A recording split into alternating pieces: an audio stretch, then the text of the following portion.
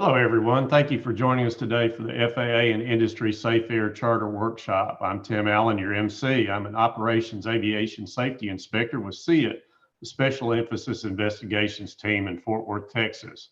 Before we start, I'd like to provide you with a few housekeeping rules. First off, we're not here to solicit consensus advice or recommendations from anyone or to assign any task to the group, but we're really interested in taking your questions.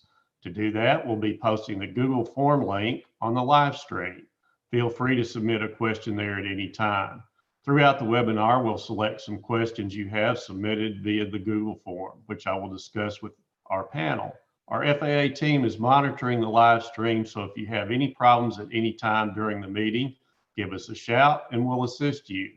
Oh, and for any reporters joining us on the live stream, please note that all discussions are for background only.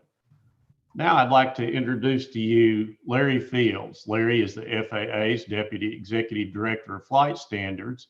Larry oversees the development, coordination, and execution of regulations, policies, standards, systems, and procedures. He coordinates and executes program plans that govern the operations, maintenance, and airworthiness of all U.S. aircraft, including those of U.S. flag carriers, foreign carriers when not operating in and over the United States, its territories and possessions. His oversight responsibilities also include proficiency and certification of air agencies, flight schools, maintenance bases, and of qualified airmen and other than air traffic control personnel. One note of importance, Larry is responsible for all 78 Flight Standards Districts offices and 21 certificate management offices. So if the buck stops anywhere, it stops with Larry. Good afternoon, Larry. Thank you, Tim. Good afternoon to everyone. And thank you for taking some time from your busy day to join us for a frank discussion on what has become a persistent safety issue, illegal charters. It's a problem that in all likelihood could get worse given the global health crisis and the pressures on the aviation community. But with the help of a well-informed industry and public, and the vast majority of charter operators who do follow the rules, we can do our part in reducing the threat. After my initial remarks, we will moderate a government and industry panel to discuss the latest information we have on illegal charters and what we're doing about this activity. Over the next 90 minutes, our panel will have discussions and take your questions. We're really interested in what you have to say. So please, use the Google form link on the live stream and submit questions at any time during the webinar. This is an issue that affects operators and manufacturers alike, but more importantly, the traveling public. That has come to view air travel as virtually risk-free.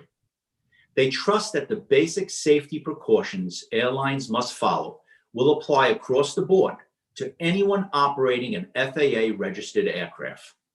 Unfortunately, that trust can be abused by either willful misconduct of opportunists pretending to be legitimate air carriers or others who are misinterpreting the rules. When someone books a flight from a legitimate FAA-approved air carrier, there is a huge and largely unseen safety infrastructure supporting that purchase, reducing the risk and greatly increasing the probability of an incident-free flight from point A to point B. There are required pilot training and testing regimens, safety and operational control requirements, maintenance rules, flight management, and insurance requirements, to name a few. Almost 15 years ago, 3 passengers who took a chartered round-trip flight out of Fayetteville, Arkansas, found out the hard way that those rules don't apply for illegal charters. On the return leg at approximately 10 p.m., the pilot impacted terrain after an unsuccessful instrument approach in low clouds to Drake Field. All 3 passengers survived despite serious injuries, but the pilot was killed. 3 years later, the FAA proposed a $4 million civil penalty for Spitfire Aviation Services for operating illegal charters, which included nearly 800 passenger flights over 2 years with 3 aircraft, including the accident aircraft. It was highly unlikely that customers knew Spitfire did not have an FAA-approved pilot training program maintenance program, and other required infrastructure. As is often the case, we at the FAA became aware of the issue from a competitor on the airfield. As for insurance claims, the survivors had no recourse. The pilot was killed and Spitfire went out of business. With illegal charters, passengers are denied not only their financial benefits, but every safeguard the FAA works so hard to protect. There are more recent cases I wish I could discuss, but they remain in litigation. Typically at the FAA, we have many illegal charter investigations underway at any given time. What concerns me right now is that with COVID-19 fueling a downturn in the economy, people could get creative about how to keep their aircraft and pilots flying. We've seen this in the economic downturns in the 1980s, 1990s, and in the 2007-2008 timeframe. The conditions are more than right for the same thing to happen right now. So that's a big reason we're meeting today. There are three groups we're messaging today: legitimate charter operators, illegal charter operators, and the traveling public. For legitimate charter operators, first, I'll say this: thank you for doing this the right way, and in doing so, protecting your customers and the reputation of our air transportation system. Second, please keep in mind what our government partners in the Homeland Security sector like to say. If you see something, say something. We can't be present at every airport where charter activity might be taking place. So we need you to be our eyes and ears. As you already know, stopping this illegal activity is beneficial for both of us. For any illegal charter operators out there, or those of you who may be contemplating such an activity, and sometimes it can start off innocently enough, I am here to tell you that you have an opportunity to reach out to the FAA Flight Standards District offices and come into compliance. We'll work with you. But in the meantime, you have to stop conducting any type of activity that may be contrary to the regulations. And for the traveling public, before you take another flight with a charter operator, ask them one simple question: may I see your air carrier certificate? If they have an office, it should be on the wall. If they cannot produce it, don't fly with them. And please let the FAA know about the incident. One easy way is to go to the FAA's website, faa.gov, and click on Safe Air Charter button at the bottom of the page. Or go to the website avoidillegalcharter.com, which is hosted by our industry partner in this effort, the National Air Transportation Association. The website also makes it very easy to look up an operator or aircraft to determine its air carrier certificate status. I'll repeat what I said earlier. We need everyone's help in recognizing, flagging, and eliminating this activity whenever and wherever we find it or suspect it. Your safety and the safety of your family or your business could be at stake, as well as the reputation of our aviation system as a whole. So thanks again for participating in our webinar, and now I'll turn it back over to Tim Allen. Thank you, Larry. Hello, everyone, and thank you for joining us today for the FAA Industry and Safe Air Charter Workshop. As a reminder, we're not here to solicit consensus advice or recommendations from anyone or to assign any tasks to the group, but we are interested in taking your questions. Oh, and for any reporters joining us on the live stream, please note that all discussions are for background only. Today's meeting is all about the impacts of the air charter industry and what we can do to help each other to ensure safety. Now I'd like to introduce our panel members. Slide 4, please. Representing the FAA is Don Riley, Aviation Safety Inspector, Flight Standards SEIT, Special Emphasis Investigation Team. David Volker is also an FAA Safety Inspector, SEIT. Greg Lander, Senior Attorney and FAA General Counsel. And our industry partners joining us today are Ryan Wagspack, Senior Vice President, National Air Transportation Association, and Kent Jackson, Managing Partner with JetLaw. I'd like to thank all the participants on the panel for taking the time and effort to join us today. Your presence here shows your commitment and passion to work together to identify, report, and shut down illegal air charter operators. Remember, no matter how they're disguised, illegal air charters are a threat to safety. Now I want to welcome all of our viewers on Facebook, YouTube, and Twitter. We look forward to a lively discussion and getting your questions. Any questions that can't be answered here or we run out of time, we'll post the follow-up information on the FAA Safe Air Charter website. Next slide, please. Let's take a look at our agenda. Key concepts we'll be discussing: illegal operations and operational control. It's important to understand these terms. Then we'll learn industry and FAA perspectives on how we got here and why. We'll be representing an FAA and industry perspective. We'll get into the nuts and bolts, basic regulatory concepts and requirements that you should know.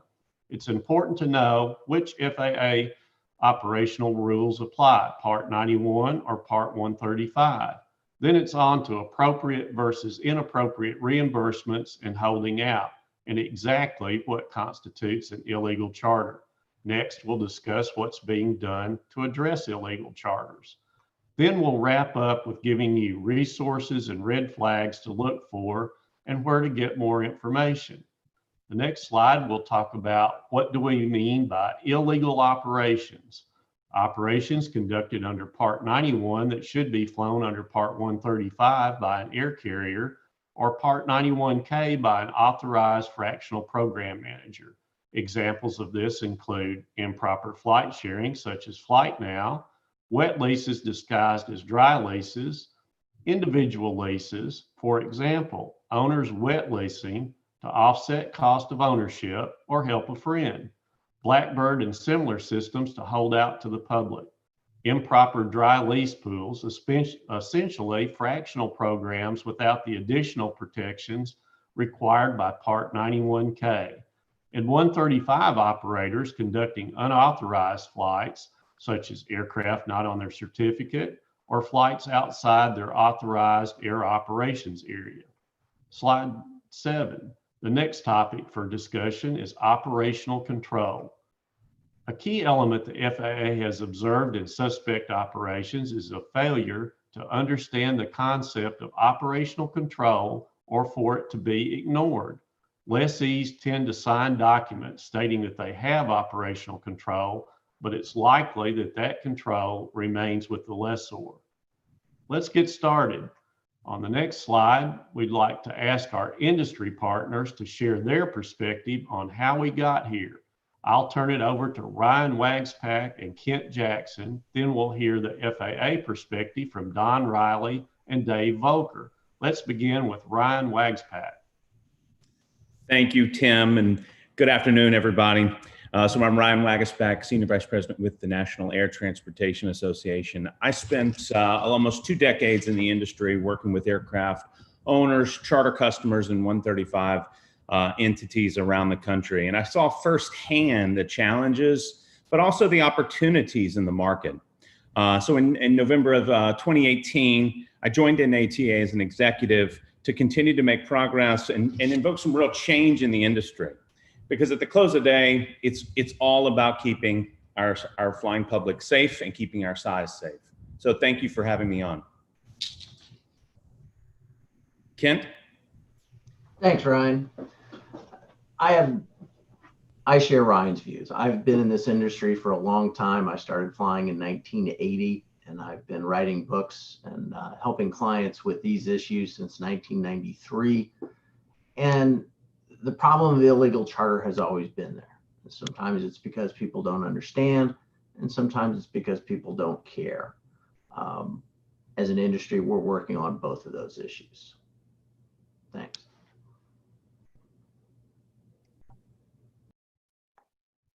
Don, Okay. would you like to introduce yourself? You bet. Thanks, Tim. All right, thanks, guys. Good afternoon, everyone. And once again, my name is Don Riley, and I'm an aviation safety inspector for the FAA's Special Emphasis Investigations Team. Obviously, that's hard to say, so we just go by our acronym SEIT. We're in flight standards under General Aviation Safety Assurance. Just a little bit about me. I came into the FAA back in 2001, and before that worked with a couple of small airlines in the Dallas-Fort Worth area. And before that, I was in the Air Force and flew as a radar navigator on a B-52. I've worked with SEIT going on 16 years now, and I've seen more than my share of illegal charters over that time. And despite our best efforts, they continue to morph and change into where they are today. I want to thank Ryan and Kent for their views on how we got there. From my perspective as a safety inspector, it's all about, one thing, safety, right? Safety of the flying public. For you folks in the back of the airplane, it's your safety. It's not a pleasant thought, but sometimes catastrophic consequences do occur on these types of operations. And I think as an agency, we realized that enforcement alone wasn't going to make a big enough dent in the problem. And in order to make a lasting difference, we really needed to think outside the box to reach a much wider audience and engage all the stakeholders through public meetings like this, working in cooperation with our industry partners, helping to educate their members and legitimate operators on what to look for and how to avoid and report when they see these kinds of operations. And by helping and educating pilots, we also took on educating our inspector workforce and on how to identify and handle these kinds of operations.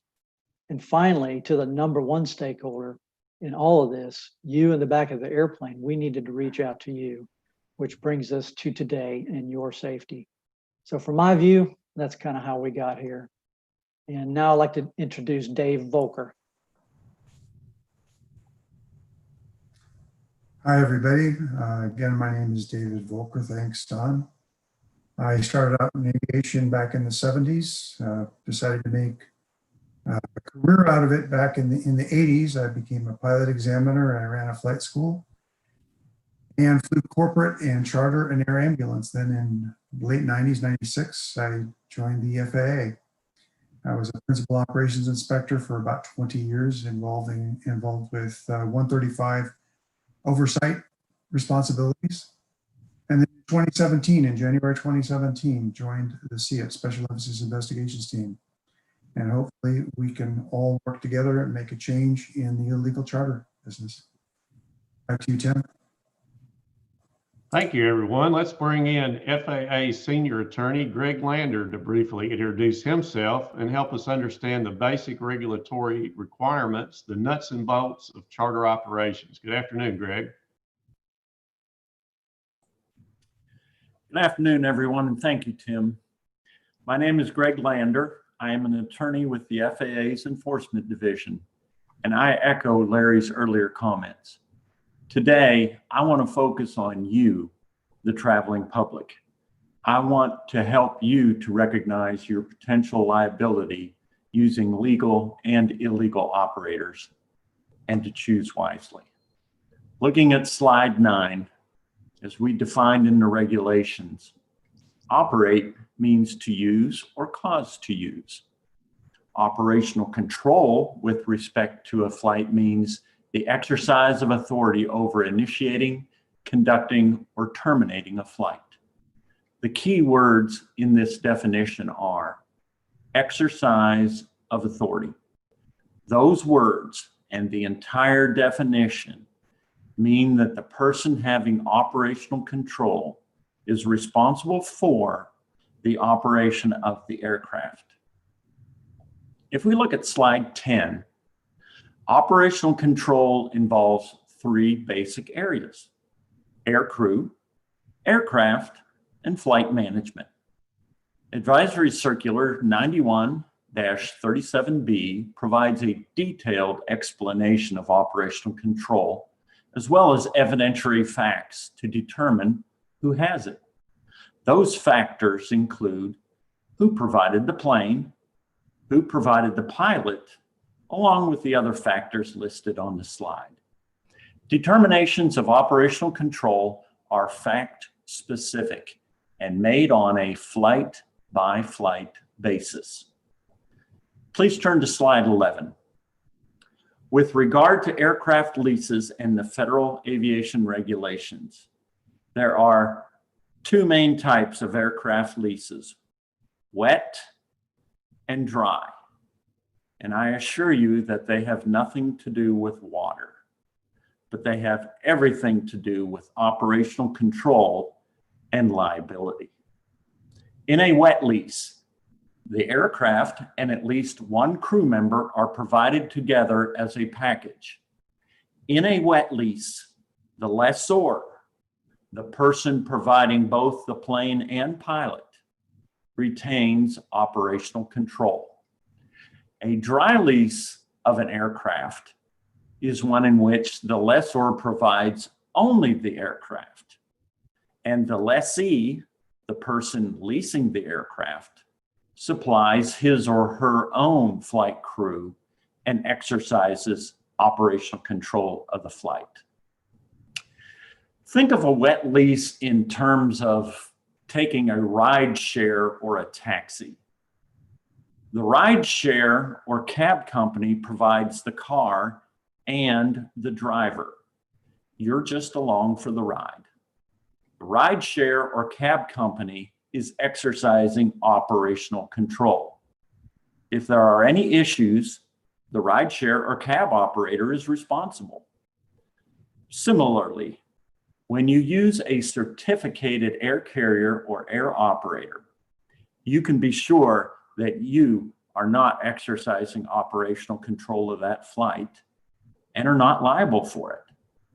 All you are doing is saying, I want to leave at this time on this date, and I want to go from A to B, just like your cab or ride share. On the other hand, think of a dry lease like renting a car. The car rental company, the lessor, simply provides you the car, not a driver. You are responsible as the lessee for the operation of that car. Call it operational control. You're responsible to return it, maintain it, and liable for any damages, injury, etc. It's all there in that tiny, tiny print on the back of the rental agreement. As the lessee of that car, you are liable. Likewise, when you dry lease an aircraft, you are liable for personal injury, death, or property damage or loss. When you sign a dry lease stating that you are responsible and will exercise operational control, whether or not you understand it or realize it, you are assuming all liability. Now think about that. Are you insured for that? Can you financially accept that liability? Do you know the risks you are accepting? That alone should cause concern, but it's not all. You have even more to worry about, whether you know it or not, when you sign that lease. Some person or company may have you sign what's titled a dry lease, but it's a sham. That company or person will be providing both the pilot and the airplane, just like the rideshare or cab company example, a wet lease. Please know this. Certificated air carriers and air operators are required by statute and regulation to have insurance, to provide special flight training and testing and qualification for their pilots, adhere to strict maintenance standards, crew duty and rest requirements, mandatory drug and alcohol testing, and formal oversight by the FAA. All of these regulatory safeguards for you as the lessee do not exist. This is how these sham dry lease operators can charge less than certificated operators. Besides being illegal, is saving a few bucks worth it? Is your life and your life's work and perhaps your family's lives worth it? Leasing aircraft can be done safely and legally and can avoid these liabilities. But to ensure that it is done properly, you must contact not just any attorney, but one who understands aviation and aviation issues, like our next speaker, Mr. Kent Jackson. Kent? Thanks, Greg. Next slide, please. All right. Most of you in aviation are familiar with Part 91 and Part 135, but I know we have some people who are learning these terms for the first time. Part 91 is the baseline general operating rules. It defines how you fly. For people learning to fly, flight instructors like to say that Part 61 is how you earn your certificate, and Part 91 is how you can lose your certificate. So Part 91 is the baseline for operations. Part 135 stacks on top of Part 91. It's additional requirements if you want to operate as a commercial operator. So literally, Part 135 is added to all of Part 91. So if you want to fly on demand, if you want to fly charter, you need to have either an air carrier certificate or an operating certificate issued by the FAA. When are you required to hold one of these? Generally speaking, if you're going to carry persons or property for hire. Now, there are exceptions in Part 91, and that's why I say generally speaking. But if you don't have a very specific exception that you're going to operate under, these general rules apply. Operator, as Greg was explaining, is the person or company with operational control. Pilots have operational control. There is always a pilot in command, but there's usually a company as well. And that's why the FAA uses the word person. Ironically, the word person includes companies. But it's also important to understand when we talk about companies, the FAA is not like the IRS. They don't have any concept of disregarded entities. So when we talk about persons or property, that's who's on board. But when we talk about person with operational control, that may mean an individual pilot as well as a company that pilot is working for. When we talk about compensation or hire, it's important to understand compensation is construed broadly by the courts. It doesn't just mean being paid, it can mean other kinds of reimbursement. So understand that the courts construe that quite broadly in this context. Next slide, please. There are fundamental operational differences. Both are safe, especially when done right, but the regulatory oversight and operational requirements are much higher for Part 135. Part 91 requires an airworthy airplane, a qualified crew, and that you're complying with the rules of the road. But as I said before, Part 135 stacks on top of the requirements of Part 91. So Part 135, you first have to get an air carrier certificate. That's not easy. I've done it. I've been writing books about this subject for years. It still took me over a year to get my air carrier certificate when I decided to do that. You have additional maintenance requirements. You have crew training requirements that are higher than what's required for Part 91, all while working with the FAA. There are philosophical differences. Part 91, if you're flying it for yourself, for your company, paying for it yourself, or your company's paying for it, and you're responsible, Part 91 is generally going to work. And Greg spoke quite eloquently about how the FAA views that operational liability. A simple way to think about it is Part 91 is more flexible than Part 135, and it was designed that way. But the price of Part 91 flexibility is responsibility.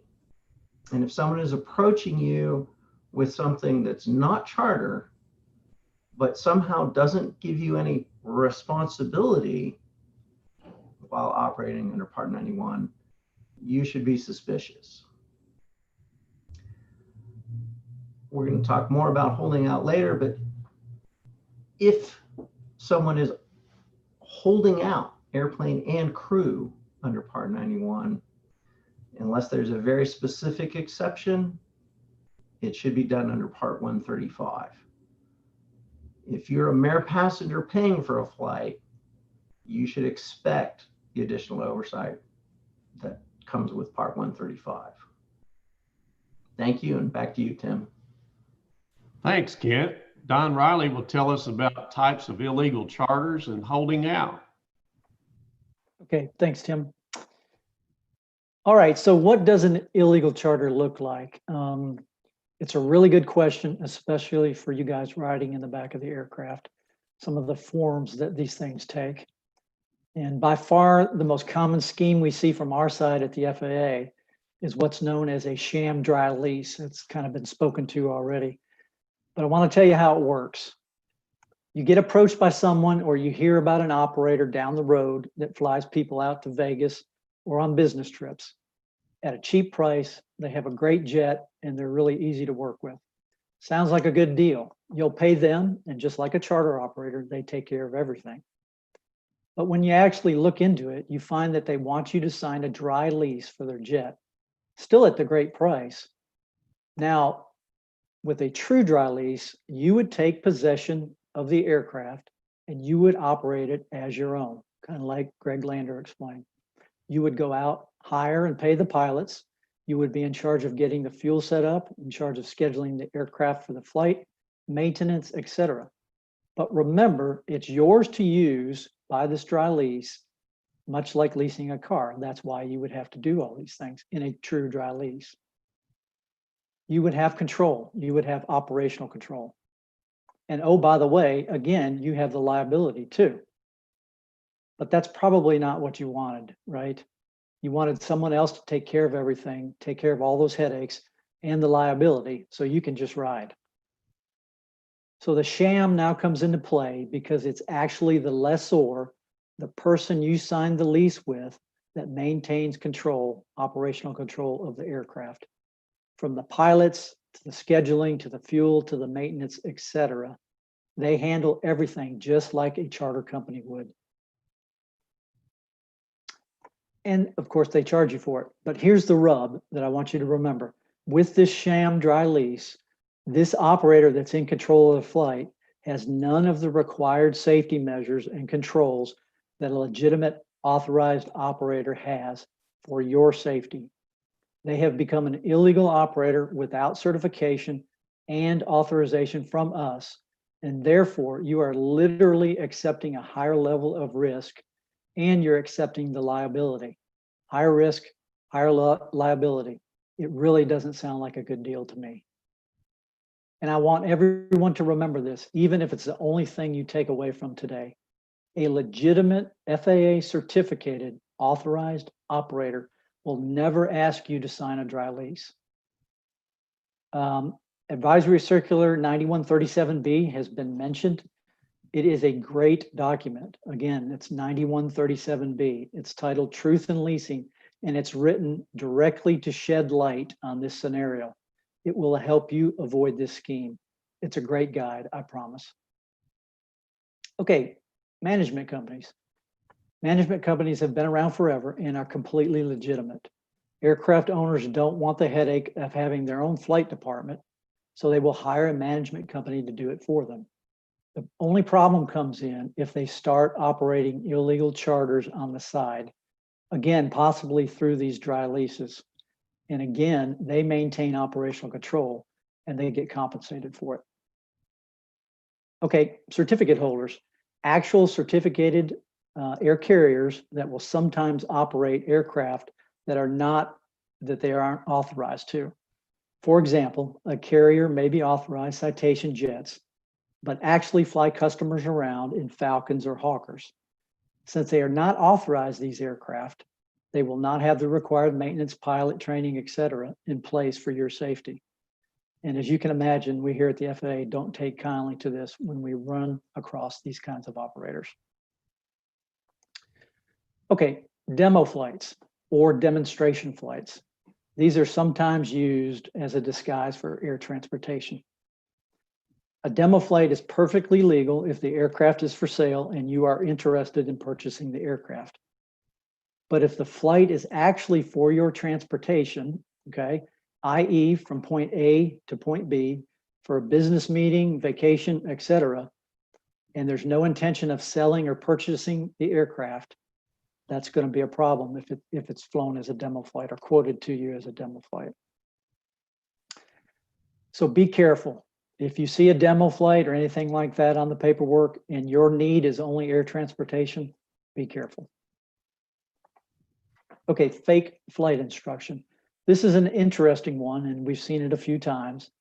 You may see an advertisement or hear from an operator, hey, come out and fly with us and take a flying lesson, and we'll take you wherever you need to go. When you show up with your bags packed for Lake Tahoe, you really don't get any flight instruction, but you may be given an iPad and some headphones, and you read something vaguely related to flying, and after your weekend is done, the same thing coming home. It's clearly not flight instruction. Okay, misuse of expense sharing. So pilots and passengers can share expenses to a destination under some defined circumstances. In a relatively new document, there's another FAA advisory circular 61-142, and it's called Sharing Aircraft Operating Expenses. And this is a wonderful resource for you to reference both as a passenger and a pilot. It gives very good real life scenarios to help you determine if you can legally share expenses. The biggest thing to remember with sharing expenses is a term called the common purpose test. A pilot needs to have a common purpose with his or her passengers and to have his or her own reason for traveling to the destination in order to legally share expenses. Next slide, please. Okay, holding out. It's kind of a funny term, and basically at its core, it means advertising, okay? And this holding out can take many different forms, which we'll talk about here in just a second. But first, why is that important? Well, it's one of the 4 elements that make an operator a common carrier, someone willing to fly the public around. And why that's important is if they are deemed a common carrier, an operator, they need to be authorized by the FAA, and that means for you in the back of the airplane, a required higher level of safety. So the 4 elements of a common carriage, you can see a common carrier on the slide there, are holding out of the willingness to transport persons or property from place to place for compensation. Next slide, please.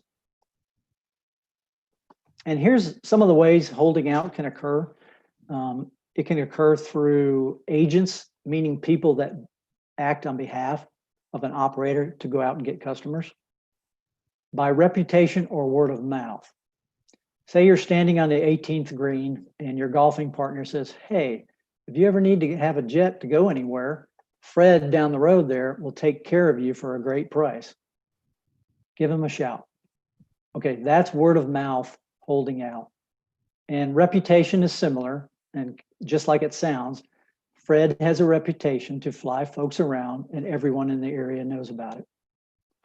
I want to tell you that we find that especially in the sham dry lease scenarios, most people get involved via one of these 2 ways, word of mouth and reputation. But there's still the old-fashioned ways, right?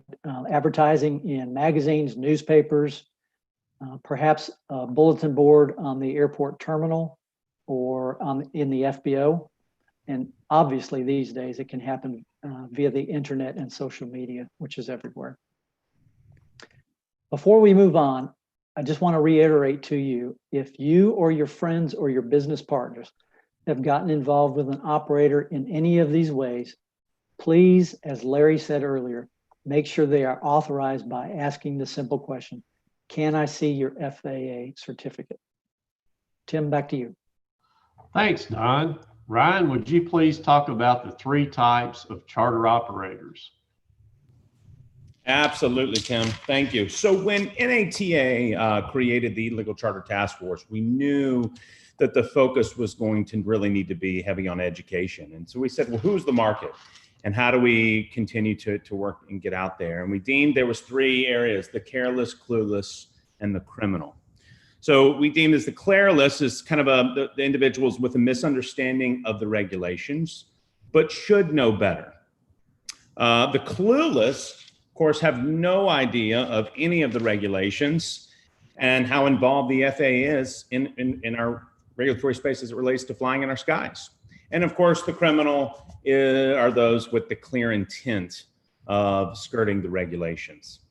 So, you know, with NATA and FAA working together, this has really been, and other agencies and associations, it's really been a great opportunity to showcase industry and the regulators working together and moving the needle as it relates to safety. We've gone out, we've done a tremendous amount of outreach in regions around the country. Pre-COVID, of course, now it's all gone on virtual, but going out, meeting with stakeholders, local FSDOs, aircraft management, brokers, and it's had tremendous ripple effects in the market. NATA has created a website, a location, a landing page where the market can go and source, you know, to check to see if an aircraft is on a tail number, or excuse me, if a tail number is on a 135 operation. And of course, a litany of other resources to educate and get out there for the aircraft market in place. Future efforts of education are really going to be focused heavy on pilot engagement as we move forward in 2021. Don? Okay, thanks, Ryan. Can we have slide 18, please? Okay, so what are we doing about this? Ryan mentioned a few things there. From FAA, we're going to continue to do these education webinars for aircraft owners, operators, and passengers, and other stakeholders. There are plans in motion to reach out to aviation universities, flight schools, and also plans for a pilot-specific webinar coming up. We continue to work and collaborate with our industry partners in these education efforts, and we are also seeking their input to help identify non-compliant operators. We plan to, as Ryan mentioned about COVID, once that lets up, we plan to get out and meet in person at events across the country to keep this ball rolling. We're going to continue to develop new and additional education tools for our inspector workforce. So as they are out in the field making in-person contacts, they can be confident in identifying these kinds of operators and also educating them on how to handle those once they identify. I want to reiterate what Ryan said, that we do run across people operating illegal charters that you know, are clueless or careless. And if they're willing to work with us in the FAA compliance program, we can often work out a path for them to come into compliance without going to enforcement. We're also encouraging folks to get certified, again, as long as you're willing, cooperative, and most importantly, you agree to stop operating outside the rules. But for those who will not or cannot comply, we still have the enforcement route to go. And here to discuss what FAA enforcement can look like, I'll turn it back over to my esteemed colleague, Mr. Greg Lander. Thanks, Don. With regard to enforcement actions, we at the FAA always begin with the compliance program. If you are fit, willing, and able to be compliant, we'll end there. if compliance action is not appropriate, but whatever occurred doesn't rise to the level of legal enforcement action, we may handle it with what we refer to as administrative action. And in those cases, normally it's a warning letter. If neither of these is appropriate, the next step is legal enforcement action. Operating illegal charters is very serious. Legal enforcement action may involve certificate actions, including revocation or suspension of certificates and/or civil penalty actions. There is no set sanction. The facts and circumstances of each case determines that sanction. No pilot wants to have his or her certificate suspended or revoked. Likewise, no company wants to receive a letter from the FAA stating that the company has violated some regulation they've never heard of, and the FAA is willing to accept $3.6 million to settle the matter. Despite these potential sanctions, illegal charters persist nonetheless. With regard to criminal actions, the FAA will refer such cases to the appropriate entity for prosecution. For example, we revoked the pilot certificate of an individual who repeatedly flew illegal charter flights, carrying illegal aliens into and out of the United States. But the FAA did not put him in jail. Federal law enforcement did that. Likewise, an illegal charter operator that had his pilot certificate revoked for flying illegal charters, we revoked his certificate, but in the meantime, he was billing FEMA and other government agencies for flights allegedly conducted in support of hurricane relief. And of course, he was pursued by numerous law enforcement entities regarding that criminal activity. If anyone has any specific questions, happy to address them. At this time, I'd like to hand off the discussion to Dave Volker, who will tell you about the resources available to you to determine if the flight you are contemplating is a legitimate charter flight or not. Dave? Thanks, Greg. The following resources and red flags we're going to talk about are a recap of what was just discussed and you heard by the speakers. The first is the AC 120-12. That particular AC, although it's fairly old, it's still incredibly valid. It defines the 4 pillars of common carriage that Don mentioned earlier. This is an older AC, like I said, but it is valid. The AC defines what it means for holding out a willingness to transport persons or property for compensation or hire. And as Don said, when all 4 of these pillars are present, an air carrier certificate, Part 135, is required. And both Greg and Don spoke of AC 9137, the Truth in Leasing AC. This is a really great AC. It was written to help the lessee, and that's the guy who signed the agreement, to help the lessee understand what a lease really does. Via the lease, operational control, you can also read that as legal responsibility becomes the lessee's responsibility. The AC lists 7 questions of legal responsibility and who has it. Very often, lease agreements are signed without the lessee reading or understanding that the lease agreement transferred legal responsibility and liability to that lessee. The motive for signing the lease? To purchase transportation by air. AC 61142, I think Greg just mentioned that, and Don too. That's a really recent and new AC. It defines and explains how a pilot can determine whether or not he is properly sharing expenses, when it's legal, applicable, appropriate, and when it's not. FAA Order 8900.1 also gets into In the volume 313, it involves lease and interchange agreements and operational control for carriers in volume 3, chapter 25. Next slide, please.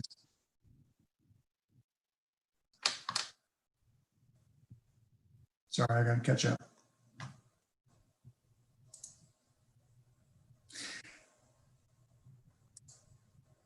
Additional resources for understanding and reporting suspected illegal charters. They allow the public, i.e. the charter, to determine themselves the legitimacy of the operator they've hired or considering hiring. Frequently, an operator may look and sound legitimate, in fact, does not hold an air carrier certificate. I have personally investigated illegal charter operations where the travel department for the passenger did not know how to determine the legitimacy of the operator and, of course, did not know what questions to ask. The first listing there is avoidillegalcharter.com, NATA, that has a lookup by operator name and N number. You can look that up to see if the aircraft that is going to be used for the charter is a legitimate 135 air carrier certificate. There is also an online reporting portal on this website, as well as a phone number for reporting concerns about suspected illegal charter. The phone number is provided by the Air Charter Safety Foundation to report concerns. If your call goes to voicemail, please do leave a detailed message with your contact information. Your call will be returned. And I recently tested it and I did get a call back.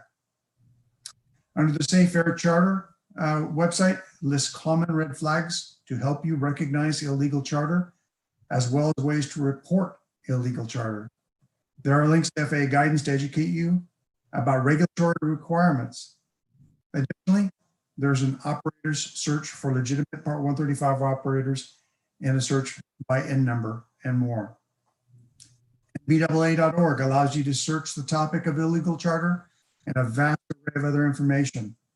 This is also a link to the NBAA, an aviation organization supporting legitimate, legally certificated Part 135 operators. FAA.gov, Go Part 135, this FAA website lists the 5 phases of certification process for Part 135, as well as a link to safety assurance. This is a reinforcement to those of us on the outside trying to understand why 135 is the way to go. It is a safer, more layers of safety than a straight Part 91. NTSB.gov allows you to search for illegal charter topics, as well as access to an aviation database. Next slide, please. The most common attempt to transfer operational control, as Don mentioned, is via a lease agreement. A red flag here is when the lessee does not truly have operational control, nor does the lessee know what operational control is or the legal responsibility that a lease confers. A legitimate charter operator certified with the FAA will not ask you to sign a dry lease, and that would make you responsible for the flight and associated liability. A significant cost saving is not paying the federal excise tax. This means that the quote can be less than a legitimate air carrier may quote. If federal excise tax is not being charged, suspect that it may be an illegal 135 operator.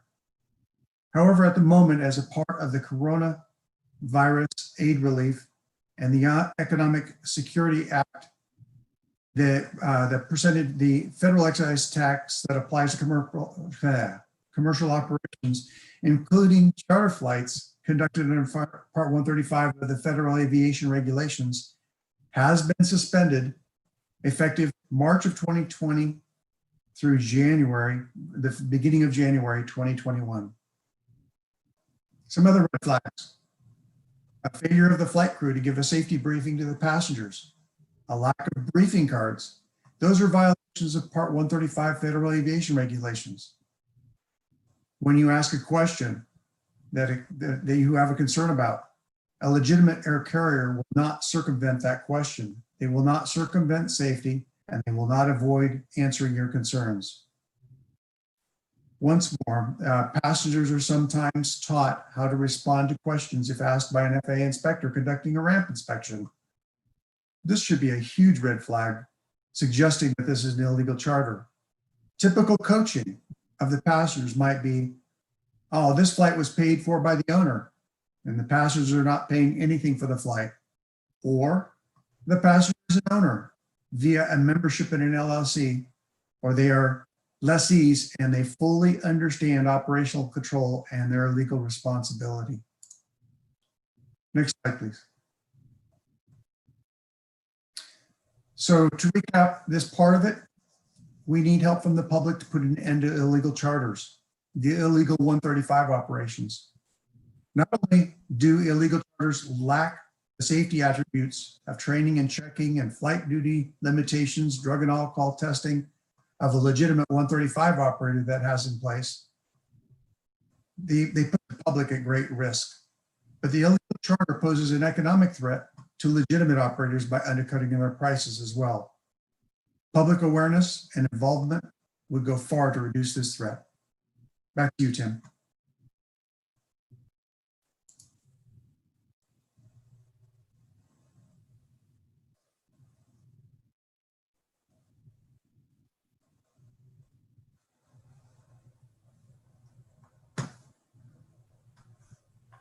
Tim, unmute. Okay, folks, that concludes our panel discussion. We have lots of questions coming into our Facebook, Twitter, and YouTube platforms. We have this question from Lewis. What are the costs associated with the air charter operation? Who'd like to take that?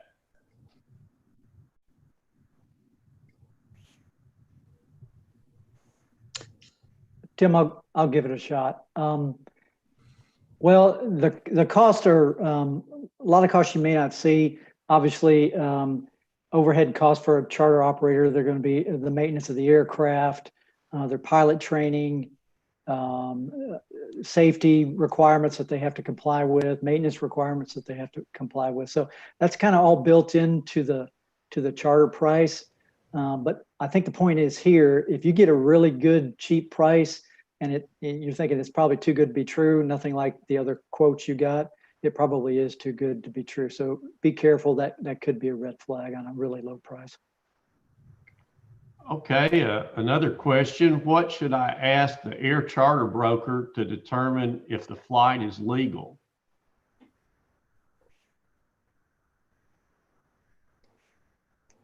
Don, you want to take that? Sure. Well, much like an operator, if you're booking a charter through a broker, you need to ask that broker, is this a certified operator, certified air carrier? And from the broker, get the air carrier certificate. The operator that they're working with will be glad to give the broker the certificate, and it's really the same thing. So ask the broker for the air carrier certificate. And Don, I think we've got a follow-on question that might dovetail into that. Beth asked, what does an operating certificate look like? Okay, great. Yeah, because it's been talked about this whole day, right? Larry mentioned it right off the bat. And for the folks out there, this is what an air carrier certificate is going to look like. Actually, it says air carrier certificate right on it. It'll have the name of the operator, as you can see there, and it will also be signed by someone in the FAA. So that should be hanging up on the wall in their office, or they should give you a copy of it when asked. If they don't, if they're evasive about that or can't produce it, it's a red flag, and you probably need to go find another air carrier.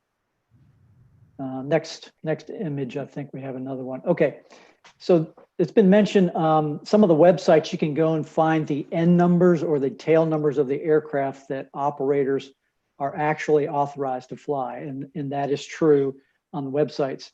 But this document, and it's probably a little blurry for you folks out there, but it's called a D85. And that's all you have to remember is a D85. And it will blow your operator's mind if you ask for this piece of paper. But it lists all the aircraft by the N number, tail number, whatever you want to call it, that they can actually fly. And they should be able to give you this too if you want to look at it. But the same information is also available on the NATA website and the FAA website.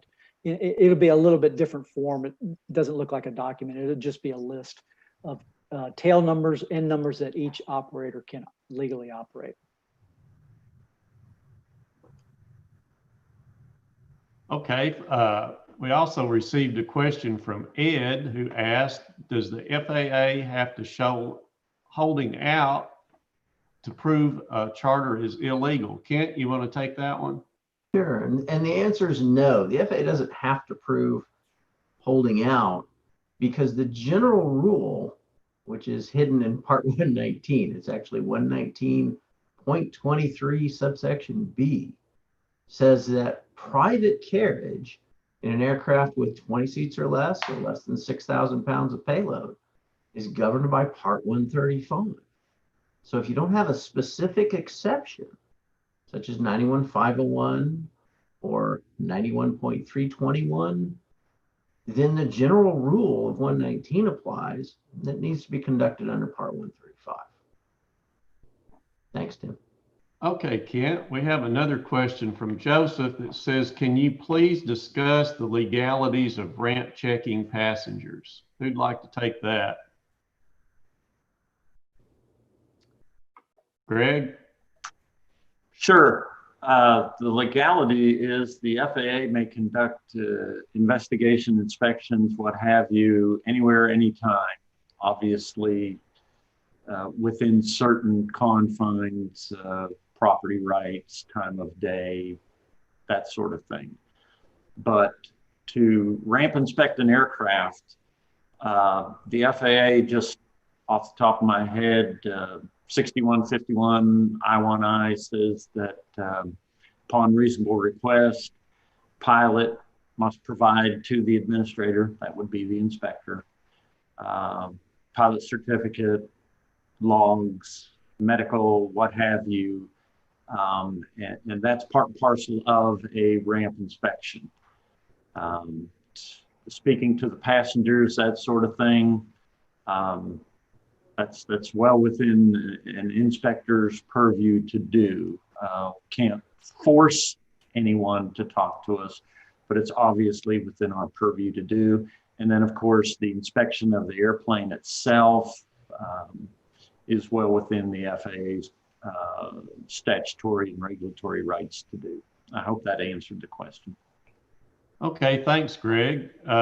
Craig asked, why is it the public's responsibility to know whether a charter is legitimate? Dave, would you like to address that? Sure, Tim.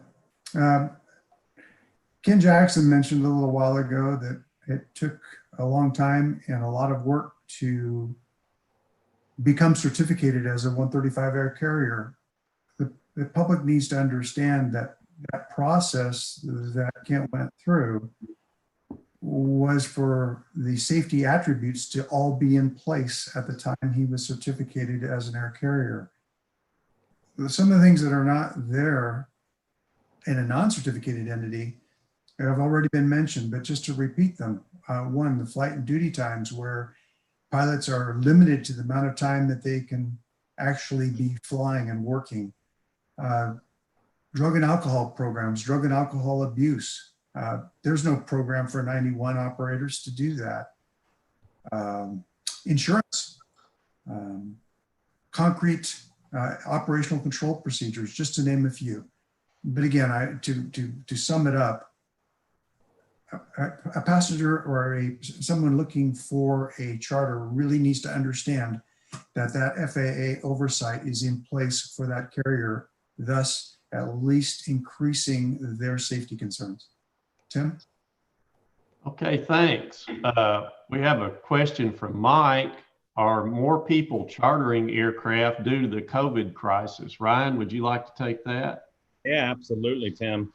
So we are seeing a surge in the private aviation sector. You know, for years, the sector's always been seen as a luxury, a leisure method of travel, but now it's being seen more as an essential method.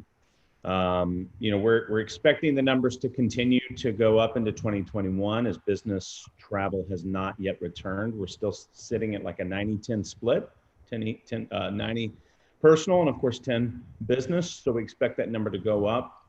I've been on the road for the last 9 weeks, traveling the country, visiting airports around the lower 48, and it's been incredible to see the use in the general aviation and private sector at non-139 fields. It's the activity has exploded. Well, thanks so much, Ryan. I have another question here from a pilot, Randy, wanting to know, I'm a Part 91 contract pilot. Can I still charge my passengers? Greg, you want to address that? Sure, Tim. And thank you, Randy, for the question. The short attorney answer is it depends. And without all the facts, obviously the answers may vary. There are a lot of exceptions and issues to consider, so my answer will be somewhat generic, but let me expound on that.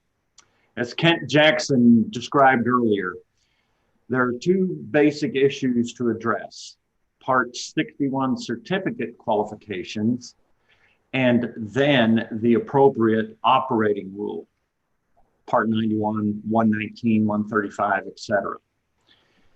If you are, as you state, charging passengers for your services under Part 61, you must, with very limited exception, possess a valid ATP or commercial pilot certificate and a valid medical certificate appropriate to the operations, likely at least a second class. Next, we must address the applicable operating rule. If you are a pilot for ABC XYZ company, and that company owns an aircraft and you are employed by that company, you're likely okay. If you are approached by an aircraft owner and that owner hires you to fly him or her in the owner's aircraft, that is likely okay as well. On the other hand, if you are doing any of the following, I would suggest contacting the local flight standards district office for a consultation before taking another flight. That would be this: renting an airplane yourself and then flying passengers or property for hire. Acting as a flight instructor, but not flight instructing, but simply transporting passengers from place to place. Another one, advertising flights on the internet, where you provide the aircraft and your pilot services. Or, as we've been discussing earlier today, working in concert with an aircraft owner to fly passengers not associated with the aircraft or company for hire under the guise of a dry lease. There are other examples. As advised, look at 14 CFR section 119.1 E as in echo, and see if what you are doing is listed. Aerial advertising, flight instruction, sales demonstration, etc. If not, I would strongly urge you to contact your local FSDO before continuing. Safety first, they will assist you, not to mention help you avoid any potential regulatory violations. I hope that answered your question, Randy. Back to you, Tim. Okay, we've got another one here. Can you discuss the impact of a single member and single purpose LLC of an illegal charter? I think maybe they're talking about the flight department trap. Would you and Kent like to address that? Kent, you want to go first, or you want me to go first? Sure. This issue's been around for a long time. The reg is 14 CFR 91.501 B5, but you really need to read into the history of it to understand what it's saying. What it's saying is, if you have a company whose only purpose is to provide air transportation, even if its only purpose to provide air transportation to another company that's affiliated, that requires a Part 135 certificate. Part 91 in the business world was designed for operating incidental to, within the scope of, your main business. There are a lot of exceptions. This is a complex area, but it's not complicated to understand that an entity such as an LLC, whose only business is to sell air transportation, needs to have a 135 certificate. I would add that, yeah, thank you, Kent. And you can come to work for the FAA whenever you want. Part 1, if somebody wants to look, 14 CFR Part 1, definitions. Look under the definition of commercial operator. And it's pretty straightforward. The definition of a commercial operator and what it says. And the definition includes the statement that we look at whether the operation transporting passengers is in of itself a major enterprise. And we within the FAA and industry as well refer to that as the major enterprise test. And if the only purpose of this LLC, this company, this entity, whatever it might be, is transportation of passengers or property for compensation or hire, you must have a 119 certificate issued to you. It shows up all the time. As Ken mentioned earlier, 91501. It even pops up in people operating smaller aircraft, the dreaded flight department company.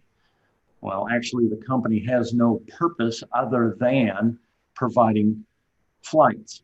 So that is its major enterprise. And if that's all it does, it must have a certificate under 119. Ryan, do you run into this or get requests for interpretations or whatever feedback from operators on this issue? From time to time, yeah. You know, the literature, the rules, very clear, and it just has to be avoided. If that is this isn't a hit against the industry aviation attorneys because they know more. This is more a hit against those who aren't industry aviation attorneys. And when someone comes to them and says, I'm buying a new airplane, but I sure don't want sued if something happens to that airplane. We as attorneys all learned in the first year of law school, oh, well, put it in its own company. And then all they get is the assets of the company and you're okay. And what do people do? They follow that legal advice and they put that aircraft in a single entity company of some sort. And that right there starts you down the path of a flight department company. So please don't just ask any attorney for this kind of advice. Go to someone like Kent or someone who is well-versed and experienced in aviation matters. They will give you the right advice. That's really what you need. Thank you. Hey, thanks, Greg. It looks like we've got one that says, how do we contact the FAA Safe Air Charter Group if we have more questions? Well, you'd go to www.faa.gov/go/Safe Air Charter and click on the Contact Safe Air Charter to send us an email. We have a scenario to discuss next. Say an aircraft owner dry leases his aircraft out to two separate people or entities. He's making good money and wants to add 3 or 4 more leases. Does the FAA see that as a problem? Greg, I expect you're ready for that one. Hey, Greg, I can answer it for you. It depends. Man, you stole my thunder. Thank you for the question, whoever that was. As I stated in the previous question, the short attorney answer is, as Don said, it depends. And without all the facts, the answer could vary widely. there are a lot of exceptions and issues to consider, including dry lease, wet lease, holding out, operational control, etc. So let me again try to answer generally. And the answer may be a little surprising. The FAA may not see this as a problem at all. On the other hand, it may see it as a problem and you only have one lease. The issue is not and never is the number of leases or how they're titled, dry lease, wet lease, whatever. It is how each flight is operated. Each flight. Again, who has operational control? If the lessor is providing both the aircraft and the pilot, or the pilot is working in concert with the aircraft operator, you may be conducting operations requiring a 119 certificate.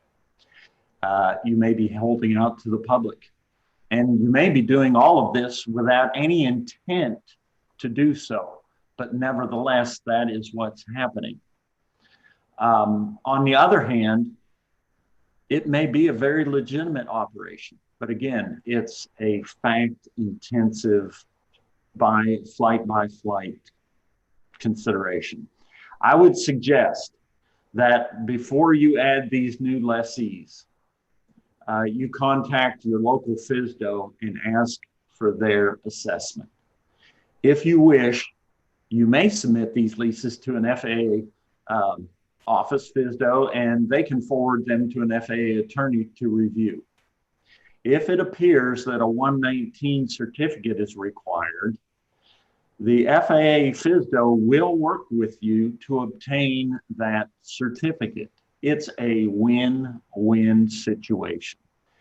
And I wish you the best with it. I would throw it to Kent and with the suggestion that perhaps you seek out someone like Kent and ask them for their opinion on it. Kent, if somebody came to you with this question, how would you start the conversation?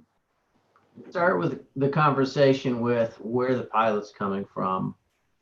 If you have one airplane and more than one user, but each user has their own pilot, W-2 absolute employee of that company, you're never going to have an issue with the FAA. The gray area is somewhere in between what Greg talked about. And he keeps talking about the short attorney answer. And I don't want to point out I'm 5'9". Don't need to keep doing that. Back to you, Tim.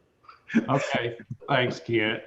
A few people are asking how to get a copy of this presentation. Well, this webinar will be archived on YouTube. And with that, we'd like to thank the audience and the panelists for joining, watching, and participating. More information can be found at faa.gov/go/Safe Air Charter. And if there's still questions, you can post them in the comment section and we'll get back and answer them. Thank you very much.